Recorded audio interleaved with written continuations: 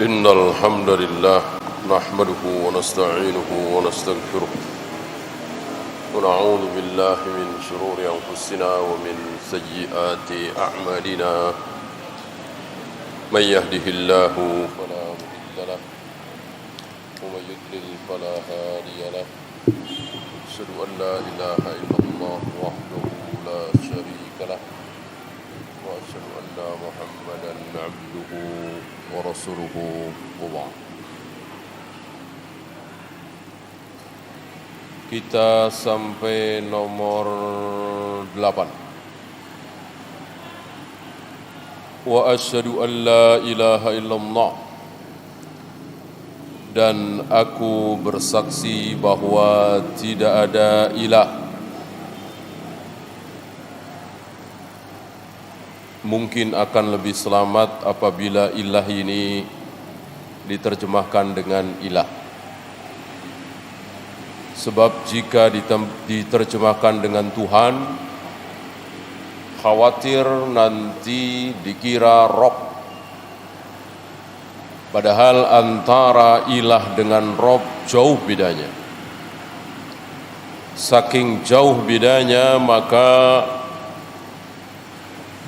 Abu Jahal, Abu Lahab mengakui kalau Allah itu satu-satunya Rabb.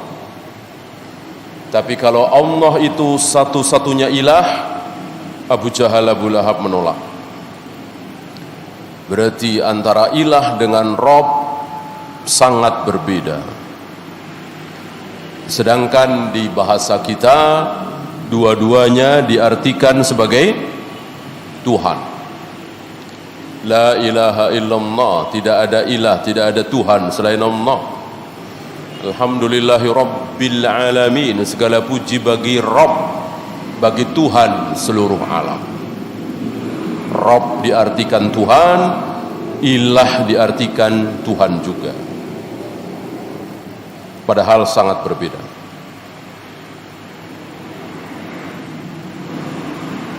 Aku bersaksi tidak ada ilah, tidak ada sembahan barangkali yang lebih tepat kecuali Allah.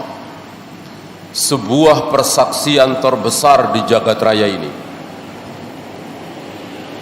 Ketika seseorang bersaksi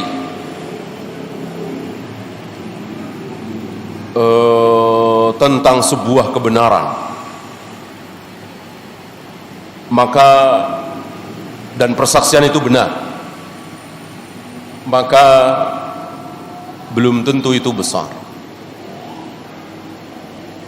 Persaksian terbesar di jagat raya ini adalah aku bersaksi tidak ada sembahan kecuali Allah,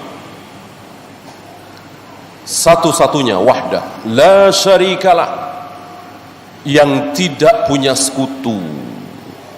Allah tidak punya sekutu. Karena sebagian torekot-torekot sufiyah menganggap salah satu sekutu Allah adalah Jibril, Mikail, Israfil, Rasulullah, Nabi Musa, Syekh Abdul Qadir Jailani, dan seterusnya. Bahkan guru-guru mereka dianggap sebagai sekutunya Allah. Ini yang mereka terus terang.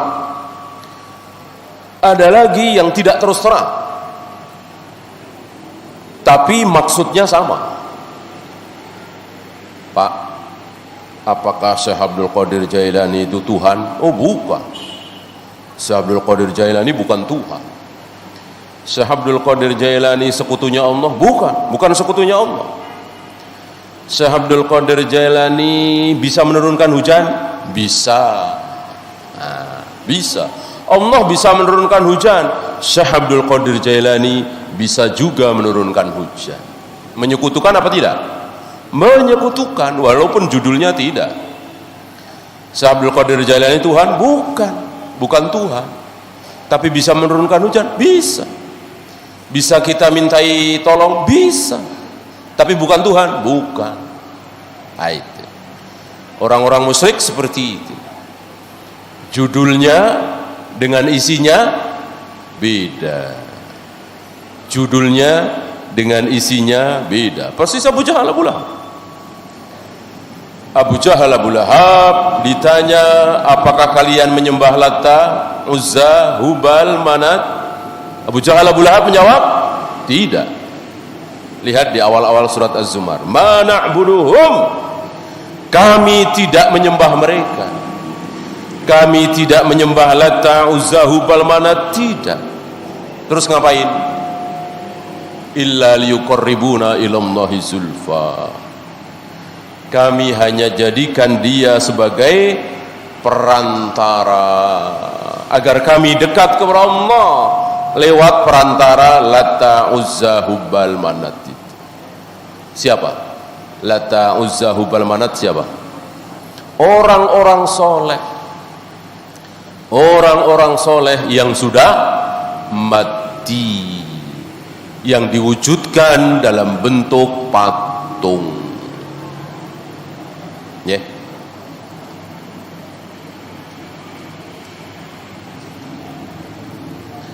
Wa anna Muhammadan abduhu wa rasuluh, dan aku bersaksi bahwa Muhammad adalah hambanya, rasulnya. Ini persaksian kedua setelah la ilaha illallah. Dan tidak sah Islam seseorang ketika belum mengucapkan kalimat ini, walaupun ada tanda-tanda. Apakah Abu Thalib ada tanda-tanda keimanan? Ada. Apakah Heraklius ada tanda-tanda keimanan? Ada. Barangkali antum masih ingat dialog antara Heraklius dengan siapa? Dengan Abu Sufyan. Setiap kali Heraklius bertanya kepada Abu Sufyan tentang Rasulullah SAW, dijawab oleh Abu Sufyan dengan jujur, padahal waktu itu Abu Sufyan masih kafir. Abu Sufyan sedang berperang dengan Nabi, ya. Cuman waktu itu sedang apa istilahnya, gencatan senjata, semacam gencatan senjata. Setiap kali Abu Sufyan menjawab pertanyaan Heraklius, kan Heraklius bertanya, apakah sebelum dia mengaku Nabi ada orang lain yang terlebih dahulu mengaku Nabi di Mekah? Dijawab oleh Abu Sufyan, tidak ada. Tidak ada satupun. Memang betul, dari Nabi Ismail sampai Nabi Muhammad alaihi wassalatu wassalam di Mekah kan ada Nabi apa tidak? Tidak ada Nabi satupun. Tidak ada Nabi satupun. Adanya da'i, adanya dakwah. Maka sebagaimana pembahasan kemarin, di Mekah tidak ada masa fatrah. Di Mekah tidak ada masa fatrah. Beda dengan Madinah, Syam, Yaman, Mesir, ada masa fatrah. Masa di mana kosong dari dakwah ini. Adapun Mekah tidak. Sampai Rasul lahir, sampai beliau diangkat jadi nabi, dakwah hak itu terus ada. Sebagaimana pembahasan kemarin. Nah, apa komentar Heraklius? Begitulah seorang nabi, tidak mengikuti tren. Kalau sebelum dia ada yang mengaku nabi, barangkali dia hanya ikut-ikutan. Ini korinah, ini tanda bahwa Heraklius percaya, mengakui bahwa Rasulullah SAW tidak dusta. Heraklius bertanya lagi, kebanyakan pengikut dia apa? Orang-orang kaya apa miskin, rendahan? Dijawab oleh Abu Sufyan, orang miskin, rendahan, para budak. Apa komentar Heraklius? Begitulah para nabi, para rasul. Kebanyakan pengikutnya adalah orang-orang miskin, orang-orang rendah. Membetulkan ucapan Abu Sufyan, membetulkan keadaan Nabi sallallahu alaihi wasallam. Ya. Apakah yang masuk Islam mengikuti dia ada yang keluar lagi karena kecewa?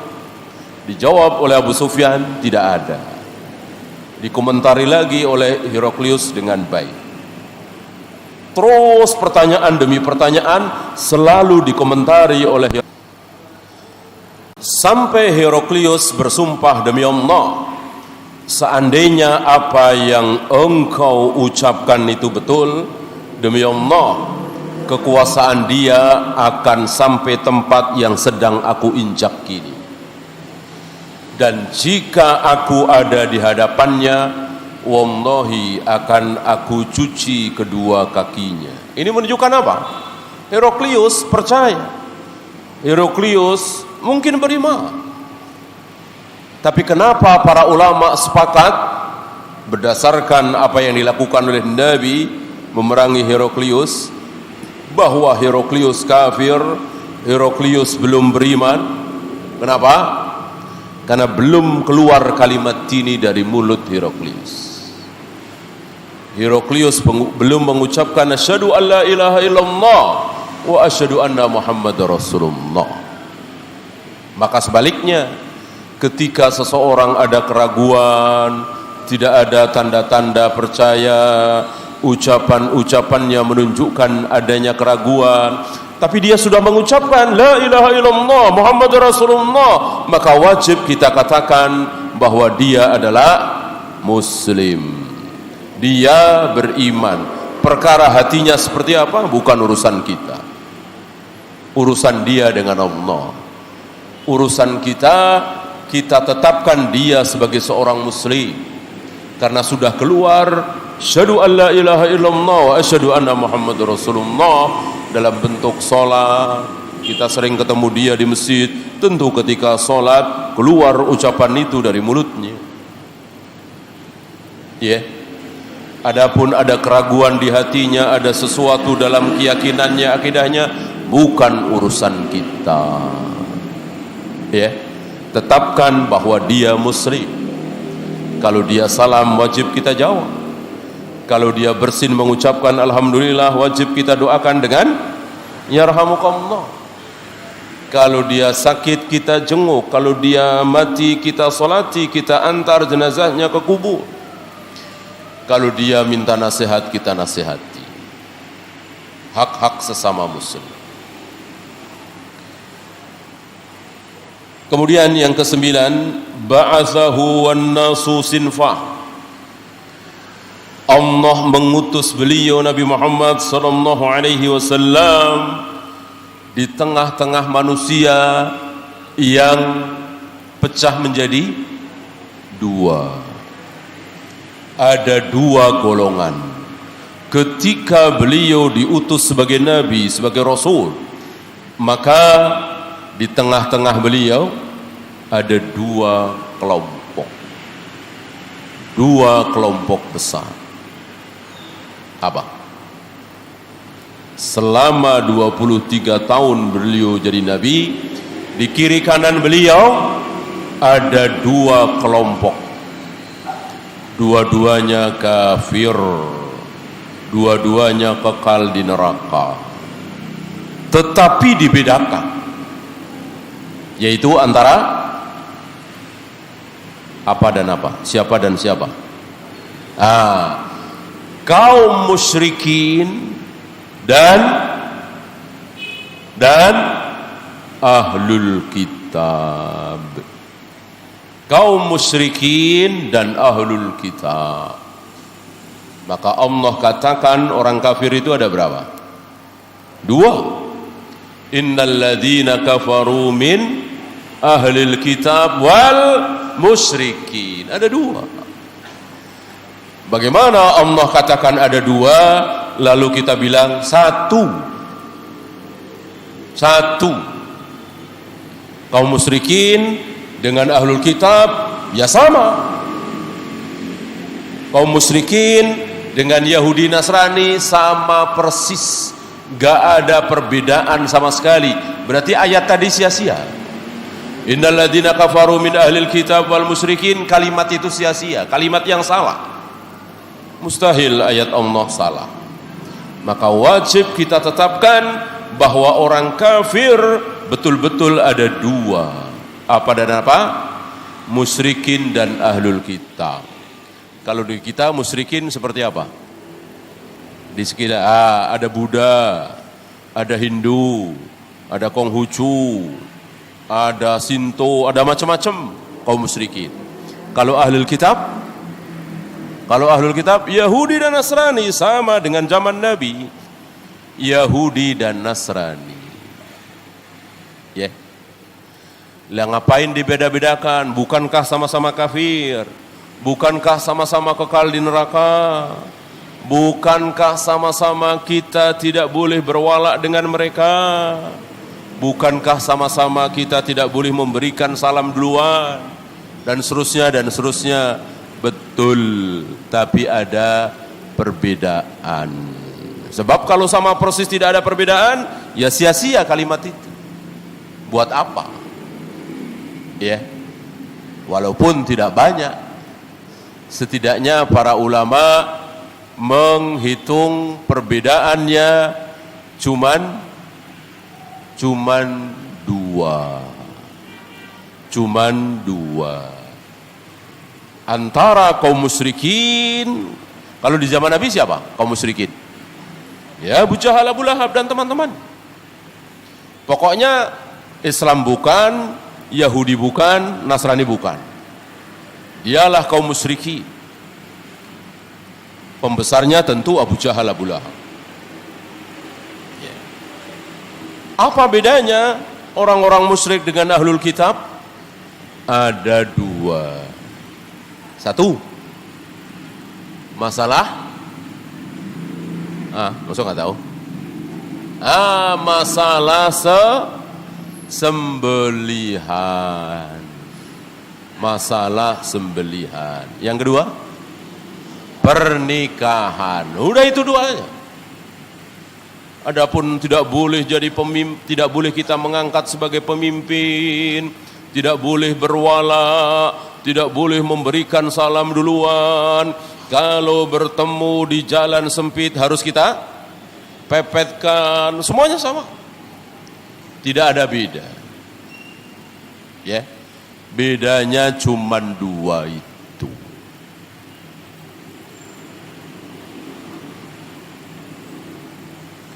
Siapa yang membedakan? Nabi SAW berdasarkan ayat Al-Quran. Nisa'uhum hillul lakum wa ta'amuhum hillul lakum. Wanita-wanita ahlul kitab halal buat kalian. Sembelihan-sembelihan, makanan yang dimaksud adalah sembelihan. Sembelihan ahlul kitab halal kalian makan. Cuman dua itu. Adapun sembelihan Abu Jahal, Abu Lahab tidak boleh. Maka bapaknya Sa'id bin Zaid, yaitu Zaid bin Amr bin Nufail, yang kemarin kita bahas sedikit, temannya Warokoh bin Naufal, itu tidak mau makan sembelihan Abu Jahal, Abu Lahab dan teman-temannya. Ya. Berarti kan masih ada dakwah itu. Ya. Ini Rasul belum diangkat jadi nabi. Tapi Zaid bin Amr bin Nufail tidak mau makan sembelihan Abu Jahal, Abu Lahab dan teman-temannya. Ya. Dan seringkali beliau mengatakan, Zaid bin Amr bin Nufail mengatakan, kalian tidak betul-betul mengikuti ajaran Nabi Ibrahim. Ajaran Nabi Ibrahim tidak seperti ini. Ya. Bahwa Nabi Ibrahim, Nabi Ismail disebut-sebut namanya, dicintai, dimuliakan, iya. Tetapi ajaran Nabi Ibrahim yang sebenarnya tidak mereka ikuti. Sebagaimana firqah-firqah sesat hari ini memuji-muji Nabi, mencintai Nabi, memuliakan Nabi, menghormati Nabi, tapi ajaran Nabi malah tidak diamalkan. Kalau ditanya, kalian cinta kepada Nabi? Iya. Kalian memuliakan Nabi? Iya. Seperti orang-orang Rafidah. Adakah orang Rafidah yang mengatakan kami benci Muhammad, kami anti Rasulullah? Enggak.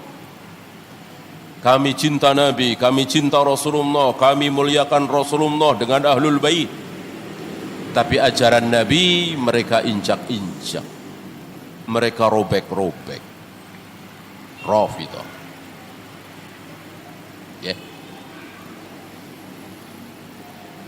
Ada subhat mengatakan kalau dulu Rasul dan para sahabat boleh menikahi wanita Yahudi, wanita Nasrani, dan memang betul. Beberapa sahabat, Utsman bin Affan dan beberapa sahabat menikahi wanita ahlul kitab. Ya. Nabi pernah memakan sembelihan wanita ahlul kitab yang akhirnya beliau diracun itu. Kan disebutkan di situ daging ini mengandung racun. Berarti yang dimakan oleh beliau kan daging. Daging yang disembelih oleh siapa? Ya oleh tuan rumah itu.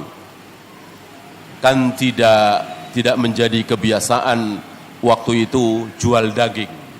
Enggak ada. Kalau sekarang kan banyak jual daging. Ya. Di situ enggak ada. Jual ya jual sapi atau jual kambing. Jual daging di pasar itu tidak ditemukan, tidak seperti hari ini ya kan. Yang ada jual kambing. Beli kambing. Kambingnya disembelih sendiri. Nah, berarti yang menyembelih ini ya tentu si Yahudi itu. Dan dimakan oleh Nabi SAW. Ya. Nah, sampai di sini umumnya kaum muslimin terima. Oh iya, Nabi memakan sembelihan orang Yahudi, orang Nasrani. Tapi orang Yahudi, orang Nasrani sekarang sembelihannya tidak boleh kita makan. Loh, kenapa? Ya karena Yahudi di zaman Nabi dengan Yahudi di zaman sekarang beda. Nasrani di zaman Nabi dengan Nasrani di zaman sekarang beda. Betul? Betul ucapan ini? Salah. Salah. Yahudi di zaman Nabi dengan Yahudi hari ini sama. Nasrani di zaman Nabi dengan Nasrani hari ini sama. Sama-sama? Sama-sama kafir. Sama-sama kekal di neraka. Sama-sama meyakini bahwa Uzair anak Allah. Sama-sama meyakini bahwa Isa Yesus anak Allah. Apa bedanya? Ya kalau toh beda ya perbedaan firqah kan mereka pecah menjadi 71, 72. Kaum muslimin 73.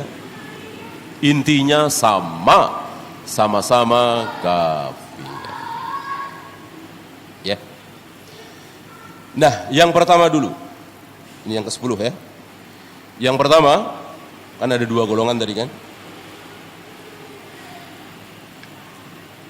Ahlul kitab baddalu min ahkamih. Ciri khas ahli kitab adalah merubah-rubah hukum Allah. Hukum Allah dirubah-rubah. Ketahuan oleh Nabi SAW ketika dilihat oleh Nabi mereka sedang mengarak seseorang sambil wajahnya dicoreng-moreng, diarak keliling kota Madinah dengan dicoreng-moreng. Nabi bertanya, kenapa? Kenapa dia dicoreng-moreng dengan sambil diarak? Dijawab oleh mereka, karena dia berzina. Oh jadi begitu menurut Taurat, kalau berzina dicoreng-moreng? Iya, iya, betul. Nabi mengatakan, coba tolong bawa kemari Tauratnya. Ya, dibawakan Taurat itu oleh salah satu pendeta mereka. Nabi mengajak beberapa sahabat yang bisa membaca. Nabi sendiri kan tidak bisa baca. Si pendeta itu menunjukkan kalimat-kalimat itu, tetapi jari pendeta itu tidak mau lepas dari beberapa kalimat di situ. Terus ditempelkan jarinya itu. Kata Nabi, angkat jarimu. Angkat jarimu. Akhirnya diangkat dan di situ ada kalimat bahwa orang yang berzina harus dirajam. Lihat. Ya, masih ada tulisannya. Sudah dirubah. Yang ditunjukkan yang lain, yang perubahan-perubahan dari tangan mereka, dari mulut mereka. Inilah ciri khas Yahudi. Dan ciri khas Yahudi ini diikuti oleh orang-orang Jahmiyah, orang-orang Mu'tazilah. Apa? Merubah-rubah. Tapi bukan tulisannya. Tulisannya tetap. Kan Al-Quran dijamin oleh Allah keasliannya. Taurat Injil kan tidak. Makanya banyak perubahan. Al-Quran tidak bisa. Inna nahnu nazzalna dzikra wa inna lahu lahafidun. Kami yang menurunkan Al-Quran dan kami sendiri yang akan menjamin keasliannya. Maka keaslian Al-Quran tidak mungkin bisa dipalsukan. Dan kita tahu berapa puluh kali usaha untuk memasukkan kata-kata di dalam Al-Quran selalu ketahuan. Shadaqallah wa shadaqa Rasulullah sallallahu alaihi wasallam. Ya. Nah, tulisannya tidak dirubah, tapi maksudnya dirubah. Seperti Ar-Rahmanu 'alal arsy istawa. Istawa di situ tidak dirubah tulisannya, masih istawa. Tapi ketika mereka menafsirkan ayat ini, istawa diganti dengan istaula. Kelakuan siapa ini? Kelakuan Yahudi. Diikuti oleh orang Jahmiyah. Ya, kalau Yahudi dirubah, kalimatnya itu dirubah, betul-betul dirubah. Kalau Jahmiyah tulisannya tetap seperti itu, tapi takwilnya, tafsirnya diganti.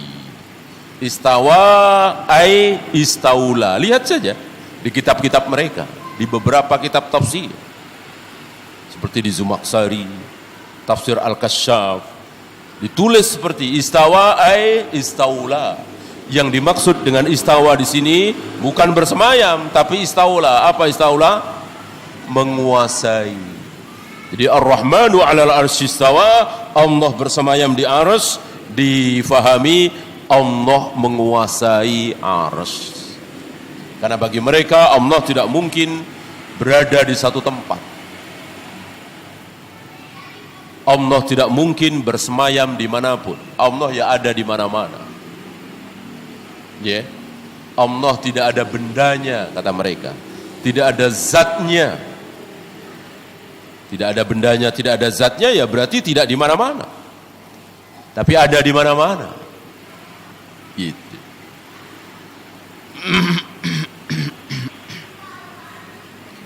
Ibnu Qayyim dalam Qasidah Nuniyah mengucapkan kalimat yang luar biasa bagus dan dipuji oleh para ulama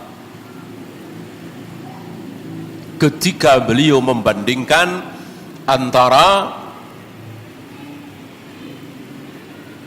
lamnya Jahmiyah dengan nunnya Yahudi. Ya. Yahudi punya huruf nun, menambah huruf nun. Jahmiyah menambah huruf lam.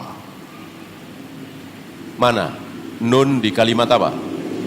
Hittoh. Ha to tak marbutoh. Hittoh. Mungkin bahasa Ibrani artinya ya Allah ampuni kami. Hittoh. Allah memerintahkan mereka lewat lisan nabinya bahwa mereka disuruh masuk Palestina, Syam dengan mengucapkan hittoh. Oleh mereka ditambah nun menjadi hintoh. Nama makanan gandum. Itulah Yahudi. Ya. Kurang kerjaan banget kan? Udah benar-benar hitoh tambah hintoh. Ya orang iseng aja. Jadi orang kalimat-kalimat Allah diisengin. Ya. Maka kalimat-kalimat iseng, bercandaan ini kelakuan Yahudi. Tidak boleh ayat-ayat Allah dibikin bercandaan. Hitoh ditambah nun, hintoh. Adapun Jahmiyah bukan menambah nun tapi lam, istawa menjadi istaula. Kan ada tambahan lam. Istawa alif sin ta wawu ya. Istawa. sebelum ya, sebelum terakhir tambah lam. Tentu bacanya istaula. Karena di situ ada wawu kan? Istawa, istaula.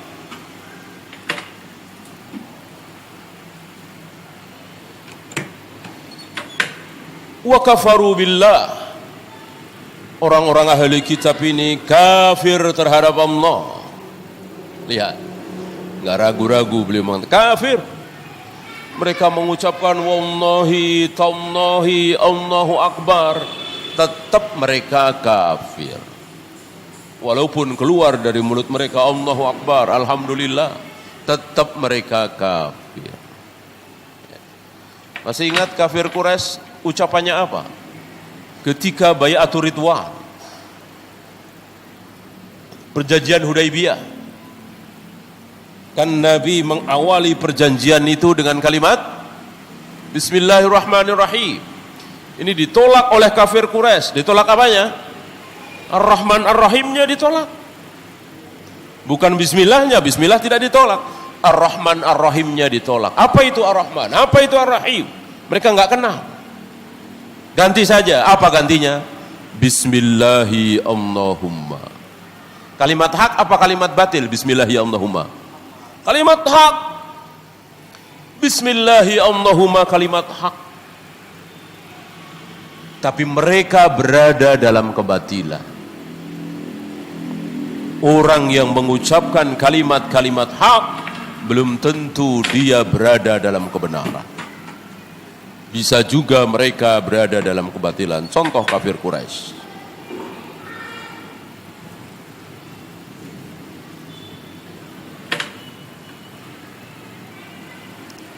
Fafta'alu kadhiban saghuhu bi alsinatihim. Mereka mengucapkan, mereka melakukan kebohongan-kebohongan dan diputar balikkan lewat ucapannya, lewat lisannya.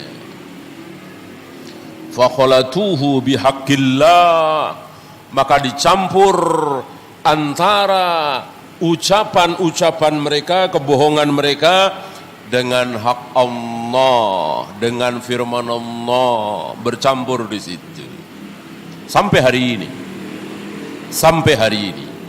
Apakah isi Taurat sekarang ini, perjanjian lama, dari awal sampai akhir batil semua? Tidak. Adakah firman Allah yang masih asli di dalam Taurat sekarang? Ada. Apakah Injil perjanjian baru dari awal sampai akhir batil semua? Tidak. Adakah firman Allah yang tersisa dalam perjanjian baru? Ada. Ya. Bahkan sebagian ulama mengatakan di perjanjian lama Al-Ahdul Qadim Taurat masih ada kalimat la ilaha illallah. Adapun di Injil sudah tidak ada. Di Taurat masih ada la ilaha illallah, tentu dengan berbagai macam versi bahasa. Karena Taurat, Injil tidak punya bahasa asli, beda dengan Al-Quran. Al-Quran masih memiliki bahasa asli, bahkan ketika bukan bahasa Arab disebut Al-Quran apa bukan? Bukan. Ya, antum tidak boleh lengah bahwa dengan nama Allah yang Maha Pengasih lagi Maha Penyayang, ini Al-Quran apa bukan? Ini Al-Quran apa bukan? Bukan. Segala puji bagi Allah, Tuhan seluruh alam, ini bukan Al-Quran. Yang Maha Pengasih, Maha Penyayang, ini bukan Al-Quran. Ya. Nah, kalau Injil Taurat mau bahasa apapun tetap dibilang Injil Taurat. Kalau Al-Quran tidak. Beda sedikit kalimatnya, sudah tidak boleh dikatakan sebagai Al-Quran. Ya. Al-Quran adalah Bismillahirrahmanirrahim, Alhamdulillahirabbil alamin, Ar-Rahmanirrahim. Bolehkah dirubah sedikit pun? Tidak merubah makna? Tidak boleh. Tidak boleh.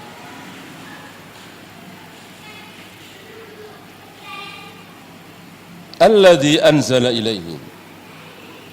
Apa yang mereka bohongkan, apa yang mereka karang-karang sendiri bercampur dengan firman Allah yang Allah turunkan kepada mereka, sampai hari ini bercampur.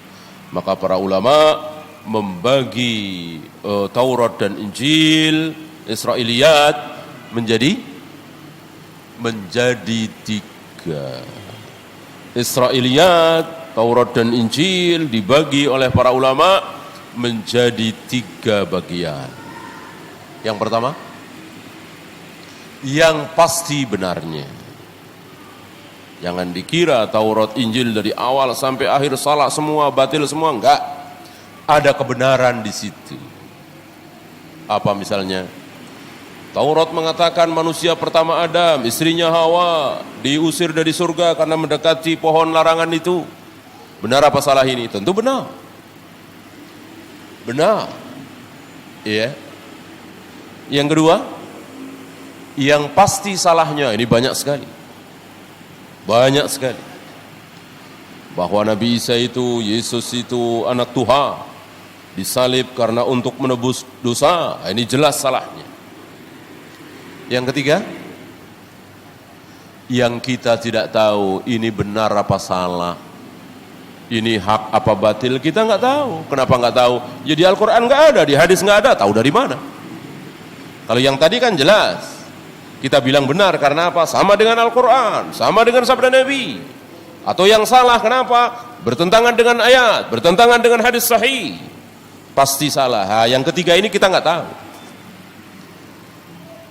Apa misalnya? Malaikat Israel. Malaikat Israel. Kata-kata Israel ada di Taurat atau Injil, tapi tidak ada di Al-Quran, tidak ada di hadis.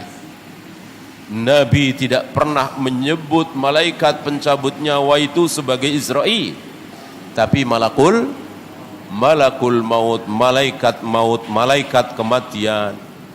Itu yang diucapkan oleh Nabi berkali-kali, malakul maut, bukan Israel.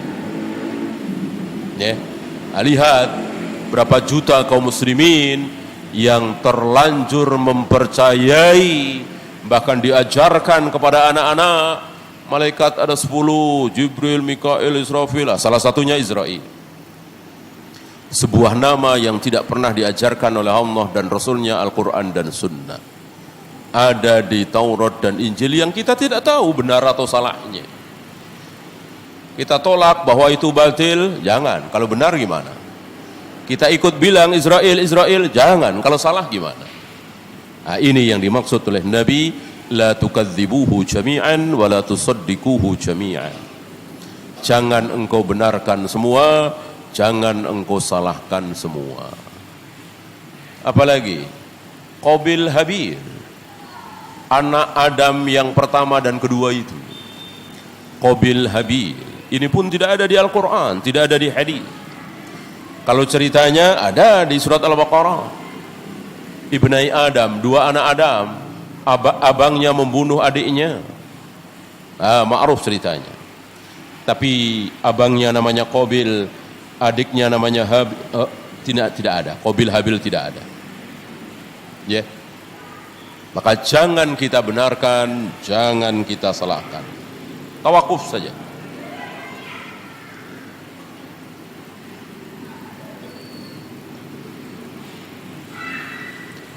Fadzakara tabaraka wa ta'ala li nabiyyi min kufrihim. Ini 11. Allah Ta'ala menyebut dan menerangkan kepada nabinya tentang kekufuran mereka. Sebagaimana yang Allah firmankan dalam surah Ali Imran 78, wa inna minhum lafariqan, sungguh di antara mereka ahlul kitab itu ada satu kelompok, yalwuna alsinatahum, yang memutar balikkan lisannya. Lawa yalwu itu bermain lidah, bersilat lidah. Bil kitab, dicampurkan dengan Alkitab. antara ucapan mereka dengan ucapan Allah dicampurkan.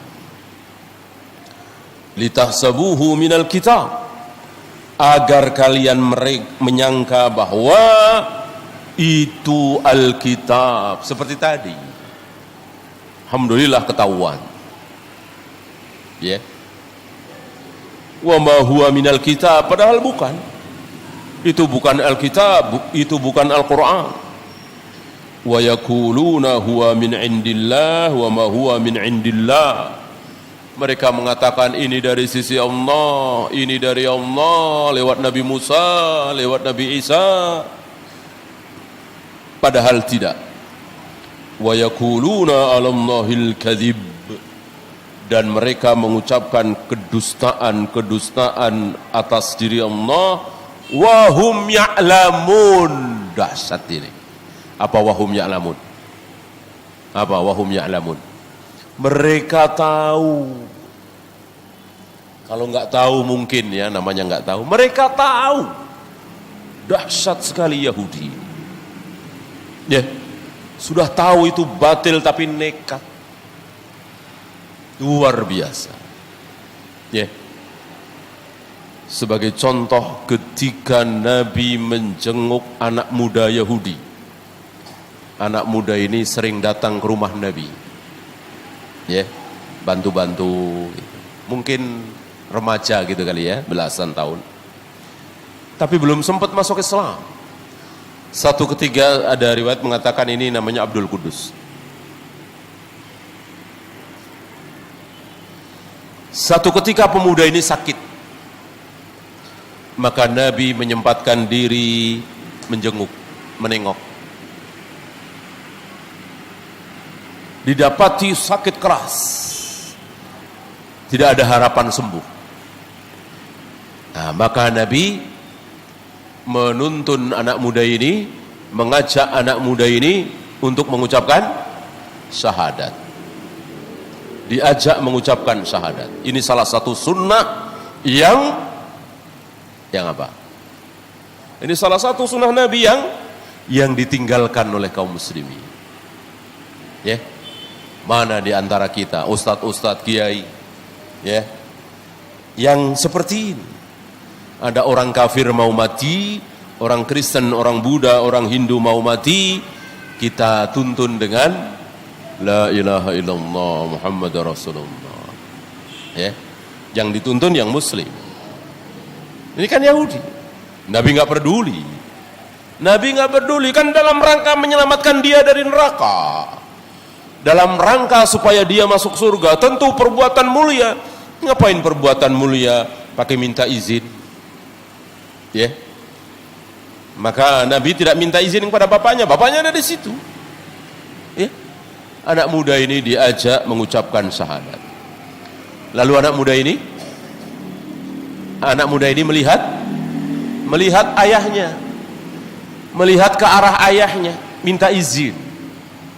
Agak sulit untuk banyak bicara, melihat ke ayahnya, minta izin.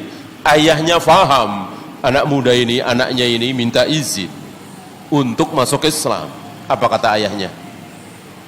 Jangan, sesat, Muhammad kafir, gitu. Kalau ente baca syahadat, ikut agama Muhammad, ente masuk neraka. Enggak. Justru ayahnya si Yahudi ini mengatakan, ati Abul Qasim, ikuti Abu Qasim. Ya. Intinya ya silahkan kalau mau masuk Islam. Ya. Ini menunjukkan apa? Iya, ini menunjukkan dia tahu. Ayahnya enggak ada riwayat ayahnya ini pendeta, ahli ilmu Yahudi, bukan.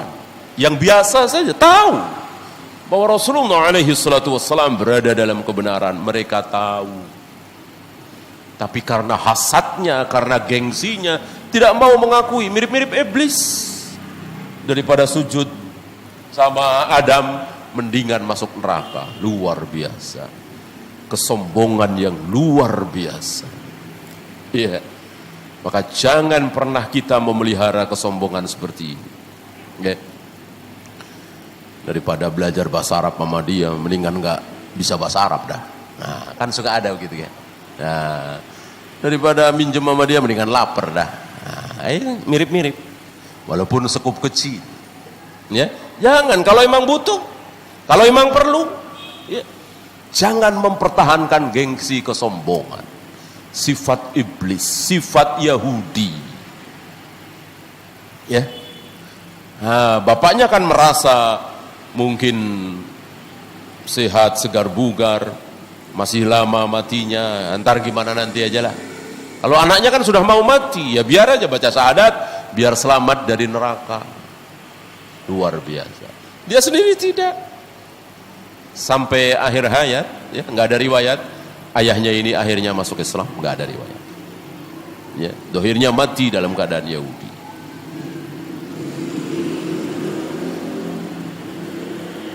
Wahum ya'lamu.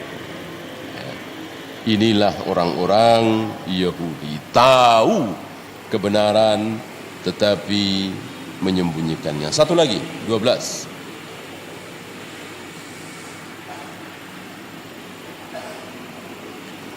Fawailul lilladzina yaktubunal kitab.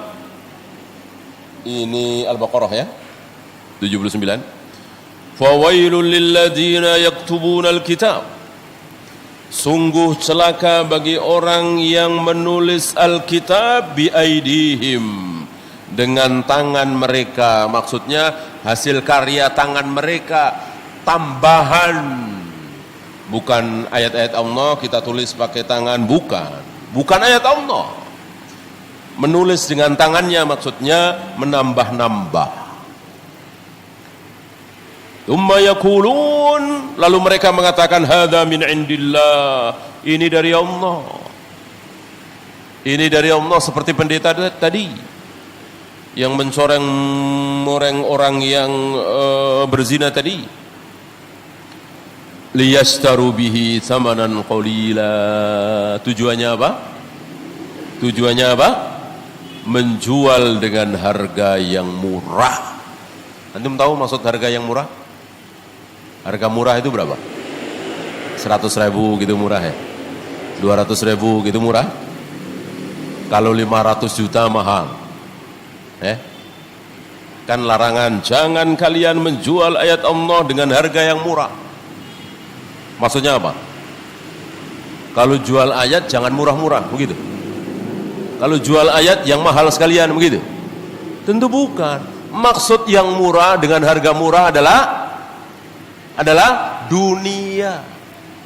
Mau 1.000.000.000, mau 10 triliun, mau 1.000 triliun, tetap itu murah kalau judulnya uang, emas, perak, dunia.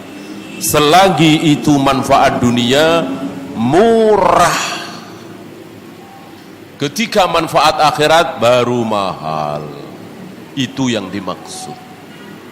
Ya. Menjual ayat-ayat Allah dengan harga murah dengan keuntungan dunia. Itu Yahudi. Ya. Mereka berfatwa sesuai dengan keinginan yang bisa membayar. Jadi fatwa bisa dibayar. Yahudi. Ya. Nah, ini diikuti oleh ulama-ulama Rafidhah. Ya. Barangkali antum pernah dengar awal mula kekuasaan di Parsi Iran. Ya. Kan ada seorang ulama Rafidhah Syiah, kuda benda, yang memberikan fatwa yang sesuai dengan keinginan dia, keinginan sang raja. Ya. Kalau tidak salah tentang talak 3. Ya. Jelas talak 3 kan nggak bisa balik lagi. Ya. Diberi fatwa, boleh, bisa. Wah, senang rajanya ini. Karena memang dia nyesal sekali menceraikan istrinya. Cantik sekali. Akhirnya diberi kedudukan. Ya. Ini salah satu awal mula berdirinya Republik Iran ini. Fawailul lahum mimma katabat aydihim. Sungguh celaka mereka diakibatkan apa yang diperbuat oleh tangan-tangan mereka. Wa wailul lahum mimma yaksibun. Celakalah apa yang mereka usahakan. Celaka, betul-betul celaka. Wallahu a'lam. Ya, itu saja.